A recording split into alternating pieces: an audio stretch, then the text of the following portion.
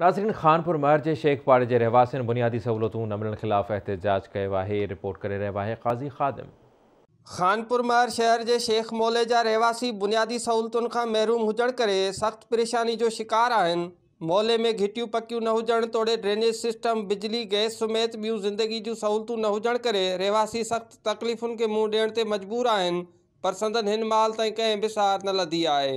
इन सिलसिले में शेख मोहल्ले के रहवासियुनि बुनियादी सहूलतूं न मिलण ख़िलाफ़ एहतजाजी मुज़ाहिरो कंदे आवाज़ न्यूज़ सां ॻाल्हाईंदे चयो त मसला यानी निकाल कोने, पानी कोने, तमाम रस्तन जी भी तमाम असांखे ॾुखियाई थींदी आहे। असांखे जॾहिं रस्ते में मींहुं वरदो आहे त वॾो पानी पइजी वेंदो आहे, त असां सरदार साहब के अपील इहा कयूं था त असांखे रोड रस्ते जी सहूलियत कयो। असांखे हिन वक़्त ताईं का भी सहूलियत न मिली आहे। मस्जिद ताईं नथा पुॼी सघूं, असांखे तमामु तकलीफ़ आहे। हिते बिजली भी कोन्हे, हिते गैस भी कोन्हे, नालियूं भी कोन्हनि। तलबा इहो आहे त असां वटि न निकाल आहे, न रस्तो आहे, कुझु बि कोन्हे असां वटि।